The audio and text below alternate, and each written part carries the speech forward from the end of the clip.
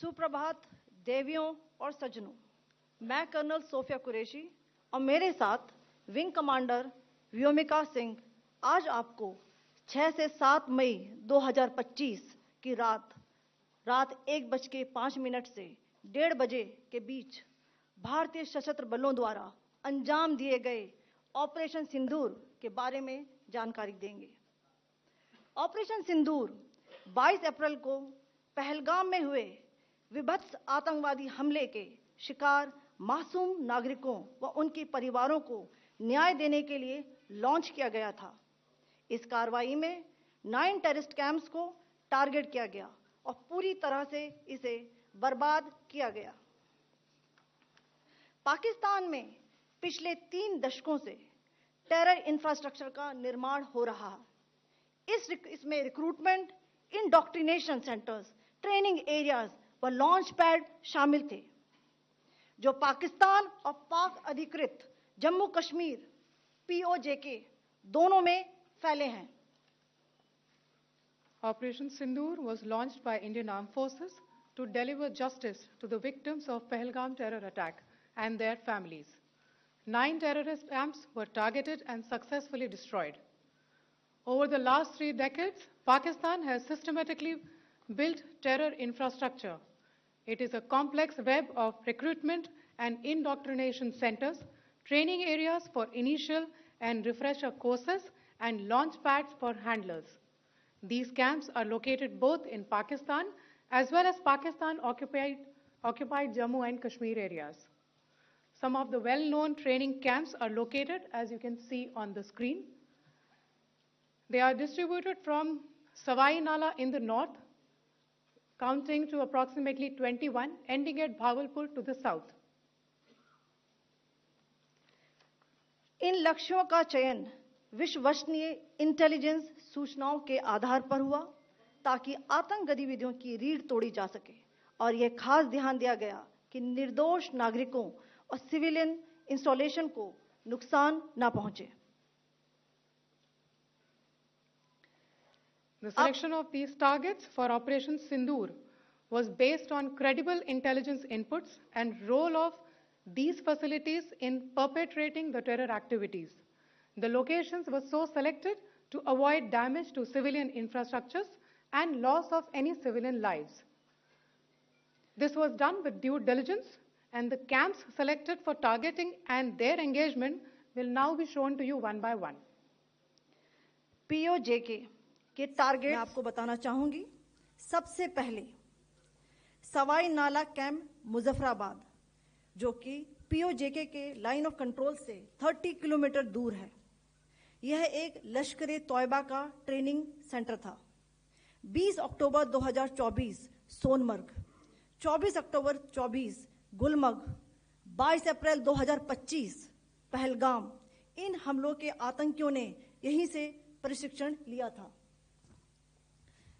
सैयदना Bilal camp Muzaffarabad, यह एक जैश ए मोहम्मद का स्टेजिंग एरिया है। यह हथियार, विस्फोटक और जंगल सर्वाइवल ट्रेनिंग का केंद्र भी था। गुलपुर कैंप कोटली, यह LOC से 30 किलोमीटर दूर था। लश्कर ए तौयबा का बेस था, जो रजौरी, पुंछ में सक्रिय था। 20 अप्रैल 2023 को पुंछ में और 9 जून 2024 को तीर्थ यात्रियों के बस हमले में यहीं से आतंकी को ट्रेन किया गया था।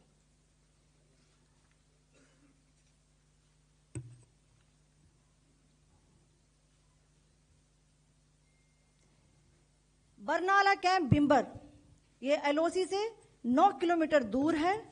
यहां पर हथियार, हैंडलिंग, IED व जंगल सर्वाइवल का प्रशिक्षण केंद्र था।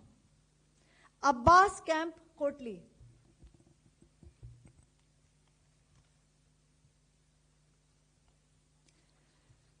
यह LOC से 13 किलोमीटर दूर है। लश्कर ए तौयबा का फिदाइन यहां तैयार होता था। इसकी कैपेसिटी 15 टेररिस्ट को ट्रेन करने की थी।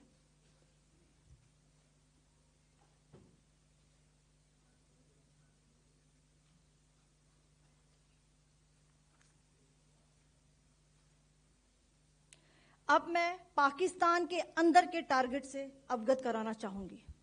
पहला, सर्जिकल कैंप सियालकोट। यह अंतर्राष्ट्रीय सीमा से 6 किलोमीटर की दूरी पर है, सांबा कठुआ के सामने।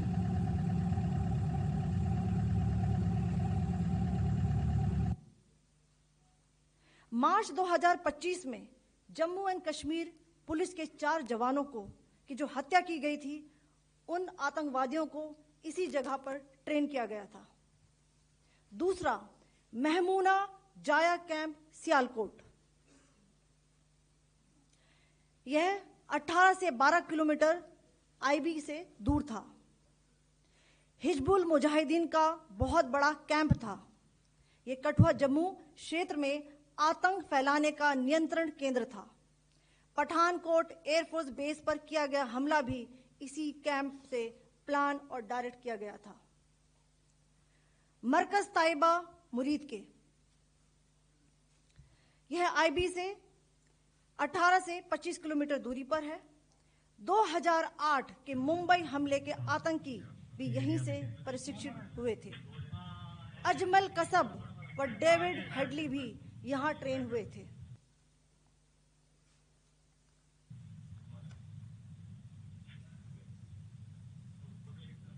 आगे दूसरा आया।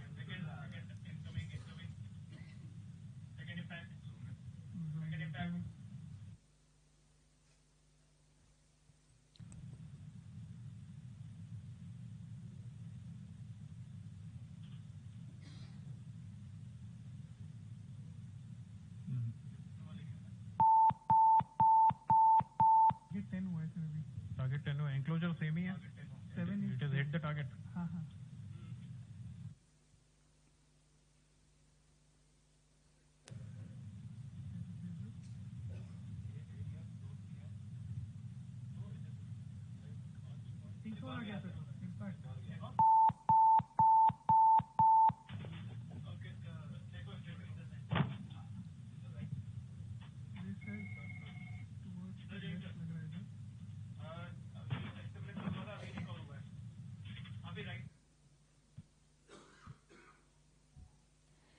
मरकज सुभान अल्लाह भावलपुर, यह इंटरनेशनल बाउंड्री से 100 किलोमीटर दूर है। जैश ए मोहम्मद का मुख्यालय था। यहां पर रिक्रूटमेंट, ट्रेनिंग व इंडोक्ट्रिनेशन का केंद्र भी था। शीर्ष आतंकी अक्सर यहां आते थे। मैं आप सबको बताना चाहती हूं कि किसी भी सैन्य ठिकाने का निशाना नहीं बनाया गया और अभी तक किसी तरह की नागरिक क्षति की रिपोर्ट नहीं है। धन्यवाद। जय Hind. The strike on the terror camps were undertaken through precision capability, as shown to you.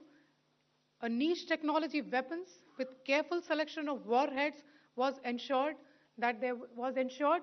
so that there will be no collateral damage. The point of impact in each of the target was a specific building or a group of buildings.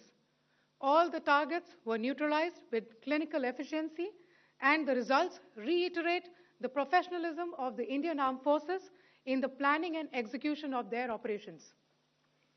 No military establishments were targeted. India has demonstrated considerable restraint in its response. However, it must be said that the Indian Armed Forces are fully prepared to respond to Pakistani misadventures, if any, that will escalate this situation. Jai Hind, and thank you very much.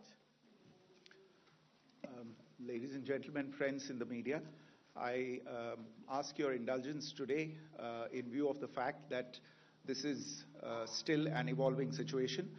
We will therefore not be able to take questions and answers today, but we will come back for more updates and more briefings shortly. Thank you all very much for joining us this morning. Thank you. Jai Hind.